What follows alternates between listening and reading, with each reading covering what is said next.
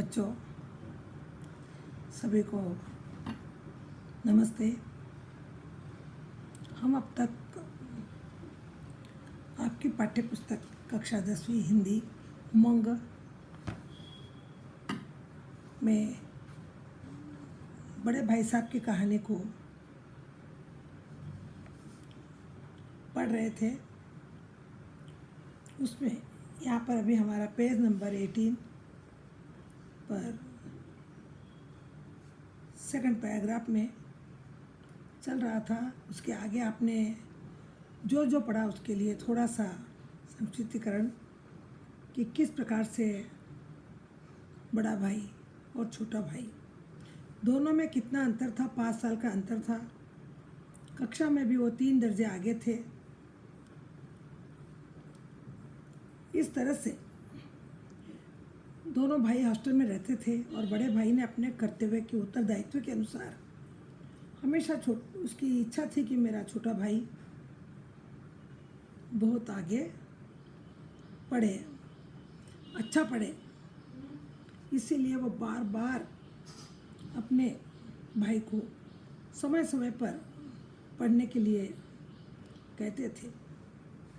तो छोटे भाई को कभी कभी अच्छा नहीं लगता था और उन्होंने कहा एक दिन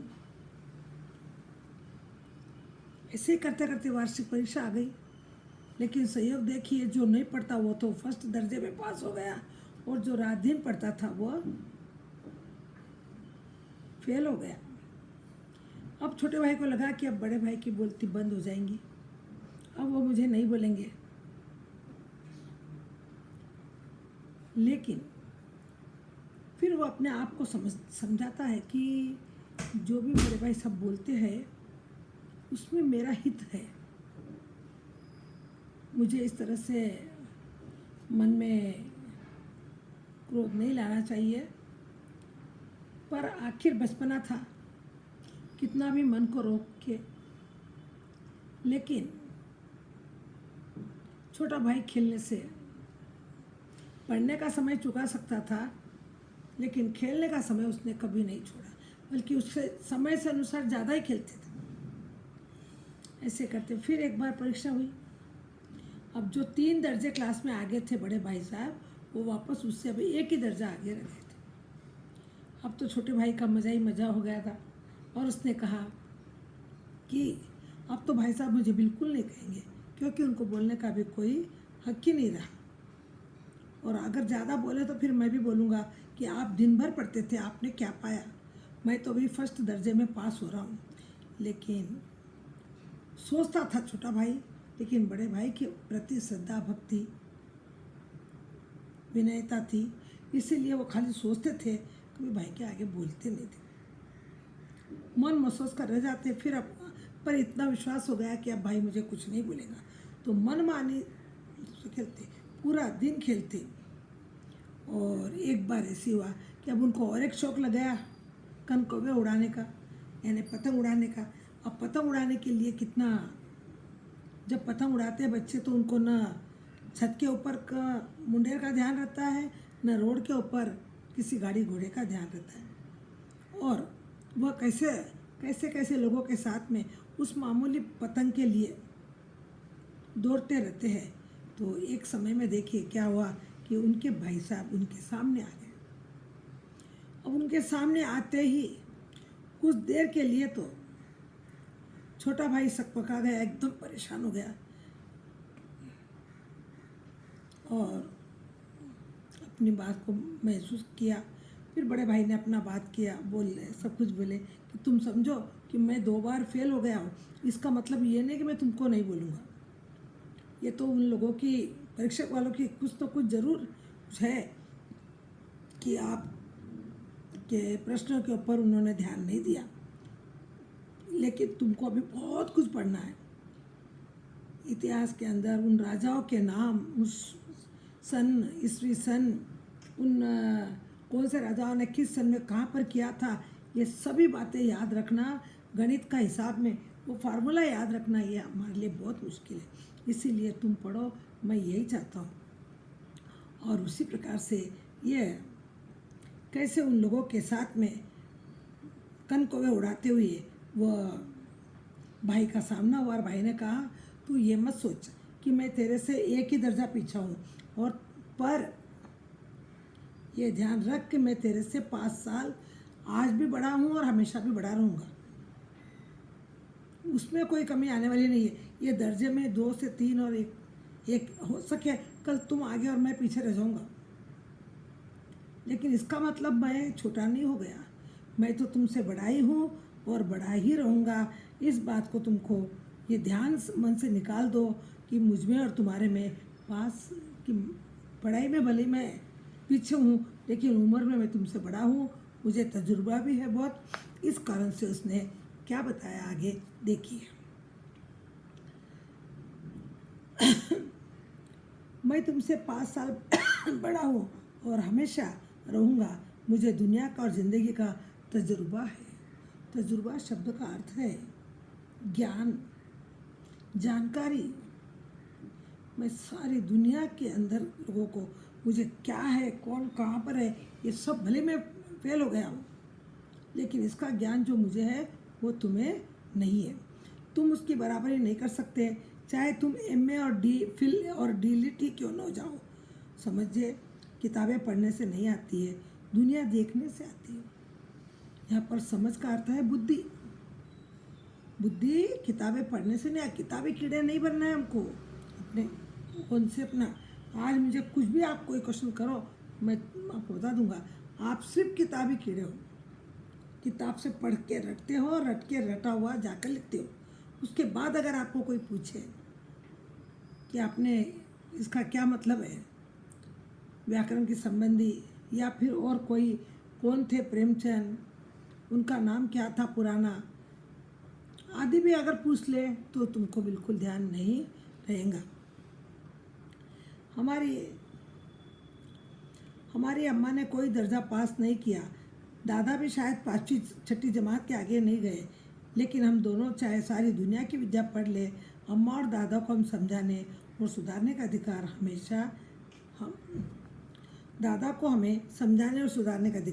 हमेशा रहेगा। केवल इसलिए नहीं कि वे हमारे जन्मदाता है, बल्कि इसलिए कि उन्हें दुनिया का सबसे ज़्यादा तजुर्बा है। अब उसने उदाहरण अब तक कई राजाओं का आदि का दिया, पर अब उसने अपने अम्मा का, तुम्हें मालूम है अम्मा शायद बिल्कुल पढ़ी हुई नहीं है। दादाजी शायद 5वीं जमात यानी 5वीं कक्षा तक ही पढ़े होंगे, लेकिन सारी दुनिया का वह विद्या, हम कितने भी पढ़े, बड़े बड़े डॉक्टर क्यों नहीं बन जाओ, वकील क्यों नहीं बन जाओ, DLIT क्यों नहीं बन जाओ, DPhil क्यों नहीं बन जाओ, MA क्यों बन जाओ, CA क्यों नहीं बन जाओ, लेकिन बेटा याद रखो, हमारा उनके ज्ञान के आगे हमारा ज्ञान बहुत कम है। उनको जो तजुर्बा है, जो जानकारी है, वो उसको हम हमारे अंदर नहीं ला सकते। आज आप देख लीजिए, उदाहरण आपके सामने है। अगर आपको कोई किसी पैसे का हिसाब करने के लिए दिए तो आप तुरंत अपना कंप्यूटर खोल देते हो, तुरंत अपना मोबाइल खोलते हो और उसमें देखते हो। और उन लोगों के पास ना मोबाइल है ना कोई कंप्यूटर है, उनका दिमाग ही उनका मोबाइल है, और बिना कुछ हिसाब किताब लिखे वो मुँह ज़बानी आपको हिसाब टोटल करके देते हैं। तो देखो, इसीलिए दुनिया का सबसे ज़्यादा तजुर्बा है और रहेगा। अमेरिका में किस तरह की राज व्यवस्था है, और 8वें हेनरी के कितने ब्याह किए, और आकाश में कितने नक्षत्र है, ये बातें चाहे उन्हें न मालूम हो, लेकिन हजारों ऐसी बातें हैं जिनका ज्ञान उन्हें हमसे और तुमसे ज़्यादा है। बड़े भाई ने ये भी आइडिया कर लिया कि छोटा भाई बोलेगा कि हमको आज हेनरी ने कितने शादी की है, और इस राज्य में कैसी व्यवस्था है, और आकाश में कितने नक्षत्र है, तो आज हम बता सकते हैं, दादाजी, माँ, अम्मा कोई नहीं बता सकते। पर ये तुम्हारी खाली रटी रटाई है। फिर भी मैं कहता हूँ कि उनके हजारों ऐसी बातें हैं जिनका ज्ञान उन्हें हमसे और तुमसे भी ज़्यादा है। ये तो अब साइंस कंप्यूटर आपका निकल गया है, अभी ये सब वीडियो, ये आपका फ़ोन, ये सब जो आप घंटों का काम मिनटों में ज़रूर करते हो, लेकिन उसके पीछे सिर्फ आपका रटाया ज्ञान है, और जिससे हमारे हेल्थ को भी हानि होता है। आज हम लोग देख रहे हो बच्चों, आपको पता होना चाहिए, आपको अनुभव होगा कि आज आप लोग इस कोरोना काल के अंदर जैसे बच्चों ने जितना जितना घर में ये वीडियो पर अपना ऑनलाइन क्लासेस की कराई, उसका इफेक्ट उनकी आंखों पर कितना ज़रूर हुआ, ये बात ध्यान रखिए। लेकिन क्या करते हम लोगों को उससे मजबूर है, उसमें आप लोगों का नहीं बता रही, लेकिन ये जितनी सुविधा है इतनी दुविधा भी है। कई बच्चों को मैंने सुना है कि चश्मे भी लगे, क्योंकि कंटिन्यू इस स्क्रीन के सामने बैठकर जो उनकी आंखों पर जो प्रभाव पड़ा है, उससे उनको चश्मा भी आया है। खैर, आज के युग में ये करना है, हो रहा है, इसी का बोलबाला है। जहाँ तक यही चलते हैं। अब हमारी पुरानी पद्धति आपके काम आने वाली नहीं, लेकिन जो पुराना ज्ञान है वो ज्ञान ही है। इस बात का ध्यान रखो बच्चों। और यह मैं बताता हूँ कि भाई साहब, छोटे भाई को बोला उसने, हजारों ऐसी बातें जिनका ज्ञान उन्हें हमसे और ज़्यादा, ये बातें नहीं मालूम है। अब जैसे हमको कंप्यूटर चलाना नहीं आता है, सेल चलाना नहीं आता है, वीडियो करना नहीं आता है, तो मैं तो अभी तक फ़ोटो भी नहीं निकाल सकता, क्योंकि इसका ज्ञान नहीं है हमको। तो देखो बच्चों, ऐसा होता है, लेकिन कुछ ज्ञान ऐसा है जो आपको नहीं मालूम, वो हमको मालूम होता है। इसीलिए हम किसी भी दर्जे से देखा जाए तो उनके तजुर्बे से, उनके ज्ञान से हमारा ज्ञान बहुत कम होता है। इस प्रकार से बड़े भाई ने छोटे भाई को समझाया। अब देखिए क्या बता रहा उदाहरण को। देव न करे आज मैं बीमार हो जाऊं तो तुम्हारे हाथ पांव फूल जाएंगे। दादा को तार देने के सिवाय तुम्हें और कुछ नहीं सूझेगा। और क्या करेंगे तुम बोलो? हाथ पांव फूल गए, मुहावरा है, यानी डरने लगे आप, कुछ कर नहीं सके। ज़्यादा से ज़्यादा क्या करेंगे? दादा को तार दे देंगे।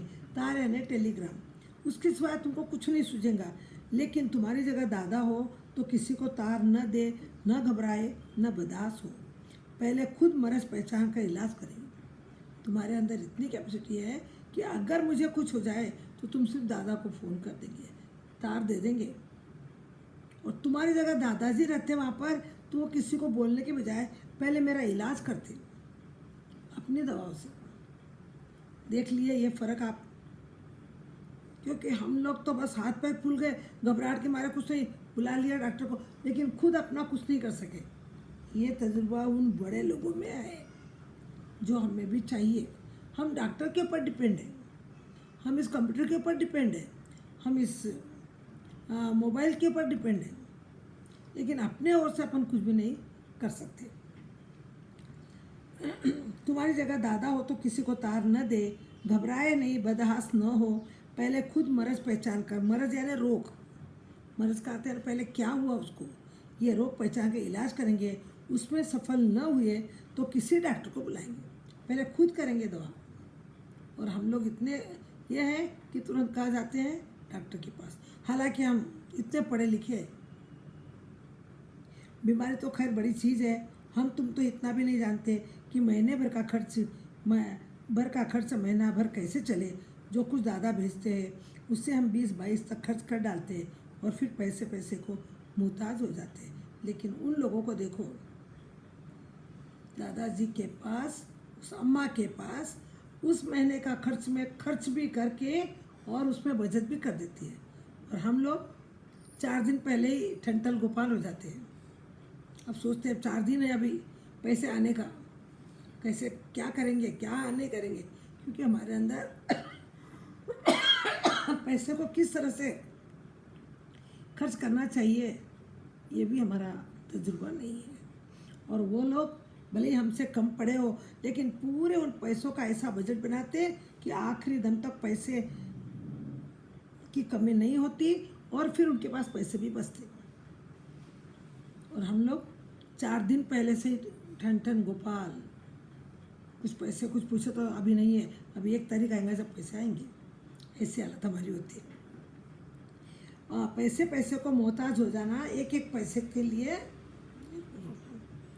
नाश्ता बंद हो जाता, अब बोलते भाई आज से नाश्ता नहीं करेंगे, 4 दिन का नाश्ता बंद। धोबी और नाई से मुंह चुराने लगते। धोबी आ रहा कपड़े के पैसे मांगने, नाई पूछ रहा है, लेकिन सबसे नहीं भाई, हजाम कटिंग बढ़ भी गई तो नहीं होना, हम अभी नहीं कराएंगे, क्योंकि वो तो बिना पैसे से नहीं करता है। लेकिन मुंह चुराना यानी छुप कर निकलना, क्योंकि उनके पैसे देने के रहते हैं और बोलते भैया पैसे हैं आपके, देना है दीजिए, लेकिन अब हमारे पास पैसे नहीं है, इसलिए हम उनसे भी क्या करते हैं, कतराते हुए जाते हैं। लेकिन जितना आज हम और तुम खर्च कर रहे हैं, उसके आधे में दादा ने अपनी उम्र का बड़ा भाग इज्जत और नेक नामे के साथ निभाया। देखिए आज जो हमको दादाजी या पिताजी जो भी पैसे भेज रहे हैं, उसका आधा पैसा वह में काम चलाते थे और उसमें भी पैसे बचाते थे। और हमारे पास इतना पैसा आने के बाद में भी 4 दिन पहले ही जेब को हमको बंद करना पड़ता था, जेब हमारी खाली हो जाती थी। और उन्होंने जो बड़ा भाग कमाया, आपने तो पैसा कमाया, पढ़ाई की, लेकिन जो इज्जत और नेक नामी, जो मान सम्मान और नेक नामी अच्छे काम साथ निभाया, कुटुंब का पालन किया। हम तो अपना ही पेट पालन नहीं कर रहे, वो भी वहाँ से पैसे आ रहे, उसमें 4 दिन पहले ही हम लोग पैसे को मोहताज हो जाते। लेकिन उन्होंने पूरा नेक नामी के साथ में, इज्जत के साथ में और कुटुंब के साथ में, एक परिवार ने, यहाँ तो हम और तुम हैं, वहाँ तो कितने लोग हैं, आने वाले जाने वाले, घर के, कभी बच्चा बीमार, कभी किसका कुछ, सबका निभाया उन्होंने। और उसके बावजूद भी पैसा कभी किसी के सामने उन्होंने हाथ नहीं फैलाया। बताइए, अगर उनके अंदर यह तजुर्बा है, या तुम्हारे अंदर तजुर्बा, जिसमें सब मिलकर 9 आदमी थे। कितने आदमी थे हम घर में? पूरे 9 आदमी। अपने हेडमास्टर साहब ही को देखो, एमए है कि नहीं, और यहाँ के एमए नहीं, ऑक्सफोर्ड को कि 1000 रुपये पाते हैं, हम तो कुछ भी नहीं है। अपने अपने हेडमास्टर को देखिए। हेडमास्टर यानी आप लोगों के पास में भी प्रधानाचार्य यानी प्रिंसिपल, फिर हेडमास्टर यानी इसको बोलेंगे हम लोग प्रधानाचार्य, प्रधानाध्यापक और कक्षा टीचर, ये 3 का मेन होता है हमारे पास। बाकी अन्य सब्जेक्ट के सभी टीचर एक एक होते हैं, लेकिन ये जब कभी कोई छोटी मोटी बात है तो हम प्रधान अध्यापक को बोलेंगे, बहुत ज़्यादा कुछ है तो प्रधानाचार्य जी के पास जाएंगे। तो यहाँ पर हेडमास्टर थे, ये प्रधान अध्यापक थे। पर देखिए ऑक्सफोर्ड के 1000 रुपये पाते, लेकिन उनके घर का इंतज़ाम कौन करता मालूम तुम्हें? हेडमास्टर का कमाते वो 1000 रुपये की पगार थी, लेकिन सारे उसकी घर का इंतज़ाम, कैसी सुविधा करना, किसको क्या महीने का कैसे क्या करना, सारा इंतज़ाम उनकी बूढ़ी माँ करती थी। देखिए हेडमास्टर साहब की डिग्री यहाँ बेकार हो गई। पहले खुद घर का इंतज़ाम करते थे, खर्च पूरा न पड़ता। कुछ दिन पहले देखा उन्होंने कि खुद चलाते थे घर का सारा खर्चा पानी, मतलब पैसे अभी भी वही देते हैं, लेकिन चलाने का भी आइडिया होना, ये भी तजुर्बा होना। तुम 1000 रुपये को 2 दिन में ख़त्म कर दिया तो फिर बाद में 28 दिन क्या करेंगे? और कैसी सुविधा से हमको करना है, सबको बराबर ये होना है। तो ये खर्च जब हेडमास्टर करते थे तो उनके पास कोई पैसा नहीं बचता था। इंतज़ाम करते तो पूरा नहीं पड़ता, वो ऐसा करते करते महीना आने के पहले ही पैसे खर्च, तो वो दूसरों से पैसे लेने लगे। इससे क्या हो गए? कर्जदार बन गए। देख लीजिए बच्चों, कभी ध्यान रखना, एक बार अगर कर्ज हमारे सर पर चढ़ जाए तो वो बढ़ता ही जाएगा। इसी प्रेमचंद की लिखी हुई कहानी के माध्यम से आपने सुना होगा कि किस प्रकार से बेचारे प्रेम लेखक के रूप में, प्रेमचंद के रूप में उन्होंने 1.25 सेर गेहूँ उधार लिए और 1.25 सेर के बदले में बिना बोले उसने 2 किलो के करीबन गेहूँ वापस कर दिए। लेकिन बोला नहीं, लेकिन वो महाजन किस प्रकार से, जो वैसे लोग होते हैं लोगों का खून चूसने वाले, उसने उसके हिसाब में लिखता गया।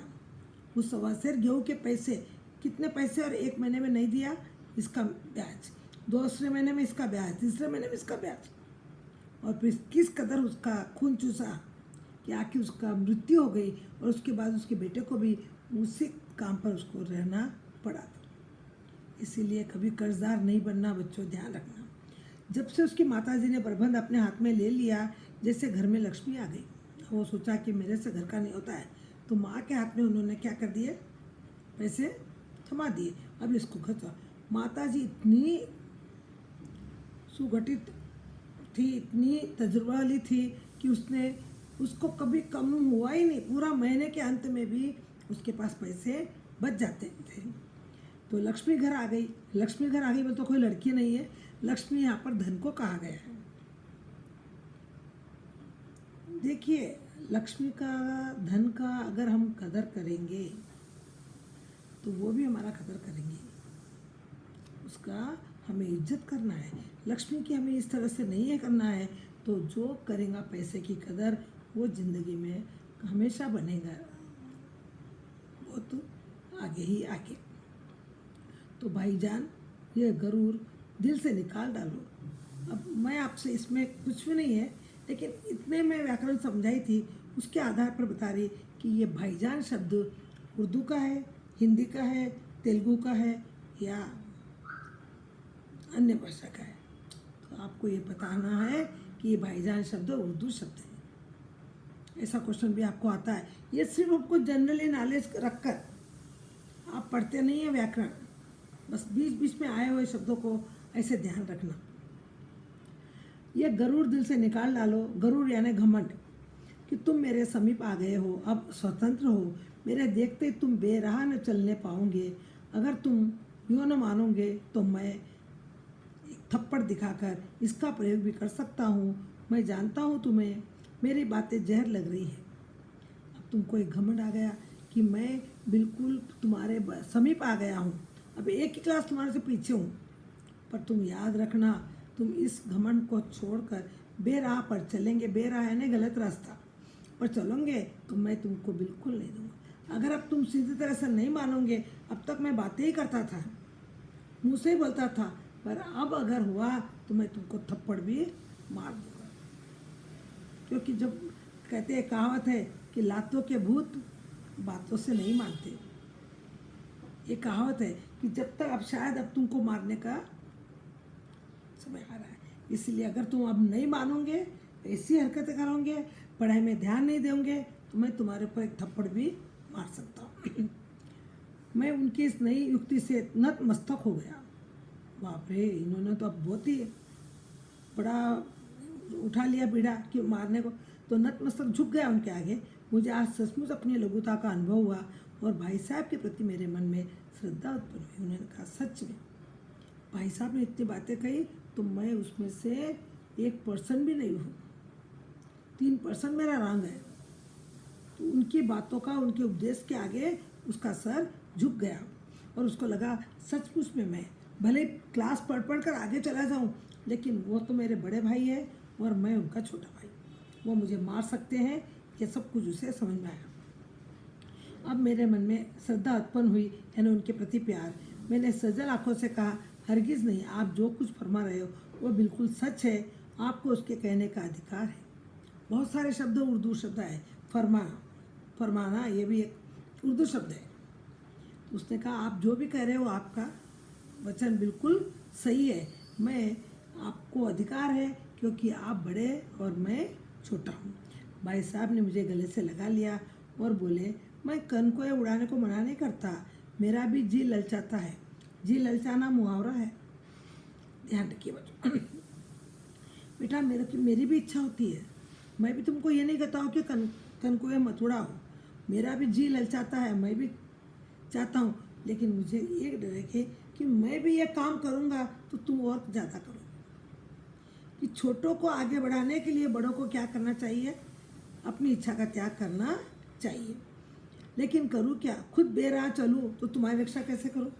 जब मैं तुमको उपदेश देता हूँ कि खेलो मत और मैं खेलता रहूँ, तो छोटा मेरी बात को मानेगा? पहले कहते हैं, पर उपदेश कुशल बहु तेरे, एक लोकोक्ति है, पर दूसरों को उपदेश देने में बहुत लोग होशियार रहते हैं, लेकिन खुद के समय पर आए तो वो कुछ नहीं कर सकते। तो मैं ऐसा बेराह पर चलूँगा और तुमको बोलूँगा राह पर चल, तो क्या तुम मेरी बात मानोगे? इसीलिए मुझे ये सब तुम्हारे लिए त्याग करना है। बेराह तुम्हारी रक्षा कैसे करूँ? यह करते हुए भी तो मेरे सिर पर है, क्योंकि मैं यहाँ आया हूँ तो मेरे जिम्मे तुम्हारा सब देखभाल करने का एक काम मुझे सौंपा गया और उस कर्तव्य को मैं निभा रहा हूँ। इसीलिए मैं तुमको हर बार बोलता हूँ। सहयोग से उसी वक्त एक कटा हुआ कनकौवा हमारे ऊपर से गुजरा। उसकी डोर लटक रही थी। लड़कों का एक गोला पीछे पीछे दौड़ता चला आया। भाई साहब लंबे हइये उछल कर उसकी ओर डोर पकड़ लिए और बेताशा हॉस्टल की तरफ दौड़े। मैं पीछे पीछे दौड़ रहा था। देखो, उनके भी मन में बोली ना, ऊपर बताया ना, मेरी भी इच्छा बहुत होती है। तो एक कनकौवा ऊपर से गुजरा और उसकी जो मांझा था, डोर लटक रही थी। उन बच्चों से तो भाई साहब बड़े भी थे और लंबे भी थे। उन्होंने बहुत आसानी से उसको पकड़ लिया और भाई को अपना प्रसंग बदलने के लिए उस डोर को पकड़कर वो अपने हॉस्टल की ओर दौड़े और मैं भी पीछे पीछे दौड़ रहा। यानी जो माहौल था अब तक, वो हंसी में वापस बदल गया कि भाई साहब ने भी वही काम किया जो मैं चाहता हूँ, लेकिन भाई साहब मेरे लिए नहीं करते हैं। ये बात उस छोटे भाई को समझ में आ गई। तो इस तरह से देखिए, मैं भी पीछे पीछे दौड़ रहा था। अब देखिए, पीछे पीछे दौड़ रहा था, इस वाक्य में कौन सा शब्द पुनरुक्ति शब्द है? जो मैंने आपको बताया था, फिर से बताती हूँ कि जो शब्द एक शब्द दोबारा बोला जाता है वह क्या होता है? पुनरुक्ति शब्द होता है। इसका ध्यान रखना। पीछे पीछे ये शब्द इसमें एक बार दो बार आया। अब बेतहाशा, बेतहाशा शब्द में बे उपसर्ग है। बेतहाशा ने बिल्कुल होश नहीं वैसा। बे, हताश और बेत हताशा। ऐसे ही आपको रक्षा शब्द का जैसे अर्थ क्या है? रक्षा है नहीं, हिफाजत करना। ऐसे कई चीज़ें हैं जिसको हमारे इसके अंदर ग्रामर नहीं है, लेकिन हर एक लेसन में आप कभी भी ग्रामर शब्दों को अपने ओन से उसको समझने का कोशिश कीजिए। जैसे अब दादा दे दिए तो दादा का लिंग बदलिए, दादी। चलते चलते हमको इन लेसनों में आए हुए शब्दों को पढ़ना, ताकि आपको शब्दों को पढ़ना ताकि आपको व्याकरण का अभ्यास हो जाए। जैसे आपको यहाँ पर दिया गया, 8वें दर्जे में आकर बाजारी बच्चों के साथ कनकोए उड़ा के दौड़ रहा। अब 8वें दर्जे में 8वां, इसमें ये व्याकरण की दृष्टि से क्या है? क्या बताएंगे आप इसको? कौन सा समास है? आसान है। कौन सा है? दिगु समास, दिगु समास, क्योंकि 8वां 8 नंबर आए। बताइए, मैं आपको याद है। बस इसके अनुसार हमको बस चलते चलते पाठ के साथ साथ व्याकरण संबंधी शब्द भी आए तो उसको जानना, पहचानना, वो क्या है। संज्ञा है, सर्वनाम है, विशेषण है, क्रिया है, समास है, संधि है, उर्दू का शब्द है, हिंदी का शब्द है, अंग्रेजी का शब्द है। जैसे कृपया आ गया, तब कृपया मुझे आप यहाँ बैठने दीजिए, तो इसमें कृपया शब्द कौन सा है बताएंगे आपको। उत्पत्ति के अनुसार यह शब्द कौन सा है? तो हिंदी का है या अंग्रेजी का है या समास है या तद्भव है? तो आपका उत्तर होगा ये शब्द, क्योंकि बताया गया आपको कि ये शब्द आपके लिए होगा अंग्रेजी शब्द। कृपया हम लोग हिंदी में नहीं बोलते। कृपया शब्द अंग्रेजी का है, सॉरी, हाँ प्लीज़ होता है। कृपया हिंदी का, सॉरी, कृपया हिंदी का शब्द है, ये आपको बताना है, क्योंकि इंग्लिश में उसको प्लीज़ बोलते हैं। जैसे आपको कोई शब्द आ जाए, 9 2 11 हो गया वो, तो अब इसमें कौन सा शब्द मुहावरा है? वह लड़का पुलिस को देखते ही 9 2 11 हो गया।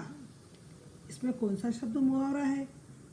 वह है या लड़का है या 9 है या 2 है या 11, 9 2 11, इसमें क्या है, मुहावरा है। ऐसे शब्दों को आप बताते हुए, समझते हुए, या तो आपको बताना नहीं है। इसी के साथ आपका ये बड़े भाई साहब पाठ स्टोरी आपने अच्छी तरह से समझी होंगी तो ज़रूर आप एग्ज़ाम में इसका कोई भी क्वेश्चन पूछा जाए तो आप लिखेंगे। एक तो इसमें से सिर्फ क्वेश्चन आएगा और दूसरा आपको पैसेज आएगा, जिसमें पैसेज को पढ़कर आपको चाहे उत्तर लिखना है चाहे क्वेश्चन बनाना है। और ध्यान रखें, ये अनुच्छेद किस पाठ से लिया गया, तो इस पाठ का नाम भी आपको याद रखना है। इस अनुच्छेद के पाठ के लेखक कौन है वो भी आपको याद रखना है। ये भी क्वेश्चन आ सकता है, ग्रामर संबंधी भी आ सकता है।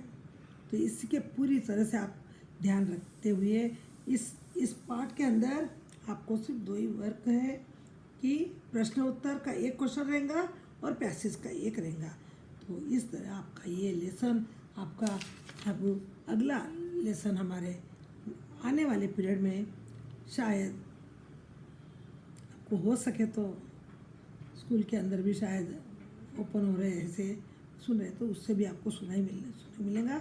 और उसके पहले हम लोग, अगर हमारा साक्षात्कार आमने सामने हो जाए तो हम लोग पहले पूरे पढ़ाए हुए पाठों के अनुसार उसमें आपको एक डाउट जो है, कुछ भी संकट समाधान है, तो उसका हम लोग विश्लेषण करेंगे। इसीलिए आप अपने पढ़ाए गए पाठों में अगर जो कोई शब्द समझ में नहीं आया तो आप उसको टिक करके नोट करके रखिए। धन्यवाद चिल्ड्रन। नमस्ते।